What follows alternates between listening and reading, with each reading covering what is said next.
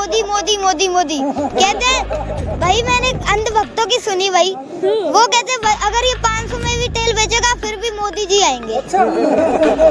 अब जो भी लोग देख रहे हैं आप बताओ खरीदोगे 500 में नरेंद्र मोदी और बीजेपी पूरी पार्टी कि भाई तुम हमारी वोट की वजह से यहाँ पे हो, हम वोट नहीं देते तुम कुछ नहीं होते।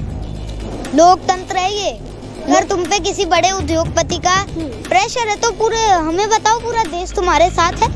अब सबसे पहला कानून बता रहा हूँ मैं और सारे कानून बताऊंगा, बीच में टोकिएगा मत। हाँ बिल्कुल, ठीक है। अब किसान आंदोलन में अपनी एक अलग पहचान बनाने वाला ये नन्हा मासूम बच्चा जिसको कृषि कानून की काफ़ी समझ है और इस आंदोलन में क्या कुछ चल रहा है उसकी भी अच्छी समझ रखता है।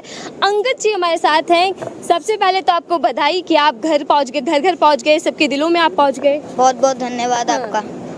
क्या कुछ कहना चाहेंगे, कैसा लग रहा है आपको वायरल होकर?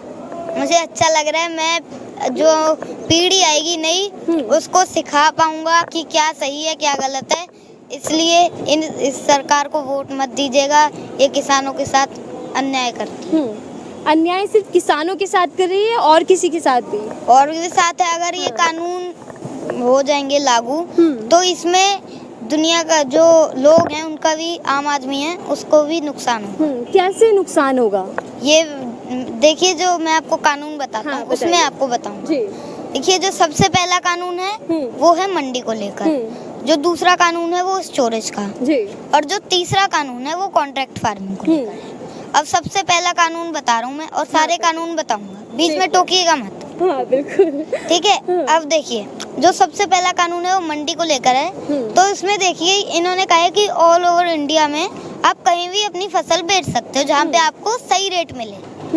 तो वो किसान जो है वो किराए पे गाड़ी करेगा, फिर रास्ते में डीजल का खर्चा होगा, फिर टोल टैक्स भरेगा, उसको इतना तो प्रॉफिट नहीं होगा जितना उसको लॉस हो जाएगा।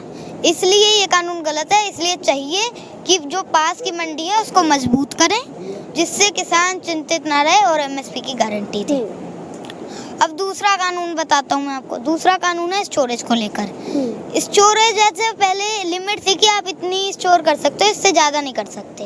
अब जो कि है वो लिमिट हटा दी है। अब ऐसे कह रहे हैं कि आप कितना भी कर सकते हैं स्टोर। ना आपके पास अब इतना पैसा है ना मेरे पास है, ना आम आदमी के पास इतना पैसा है कि वो स्टोर कर ले। तो इसलिए इनको कौन करेगा स्टोर? बड़े बड़े उद्योगपति। तो फिर भूख की बोली लगा करेगी। जैसे अब शैम्पू बिकता है ना 1-1 रुपए का 2-2 रुपए का, वैसे आटा बिका करेगा। इसलिए ये कानून गलत है। अब देखिए जो तीसरा कानून है वो कॉन्ट्रैक्ट फार्मिंग को लेकर। कॉन्ट्रैक्ट फार्मिंग में ये होता है कि एक कॉन्ट्रैक्ट करते हैं कंपनी और वो किसान के बीच में कॉन्ट्रैक्ट होता है कि उसमें लिखा होता है कि जो फसल की रेट है तय है उस पे ही आपको हम देंगे।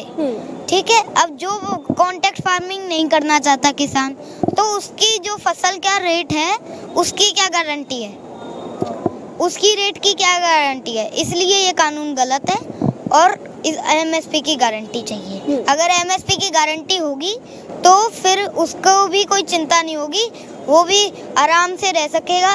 उसको भी पता होगा कि मेरी फसल तय रेट पे बिकेगी। मतलब आपको सरकार पर भरोसा नहीं जो लगातार ये बोल रही है कि कानून अच्छा है किसानों के लिए? हाँ जी। आपको नहीं भरोसा?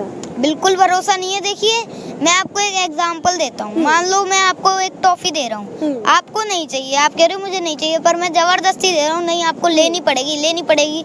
जब आपको चाहिए नहीं तो मैं आपको दूँ क्यों? जब आप चाहते ही नहीं हो कि मुझे दे टॉफी, तो इसलिए। काफी समझदारी वाली बातें कर रहे हैं आप। आपने एग्जाम्पल भी बहुत अच्छा दिया।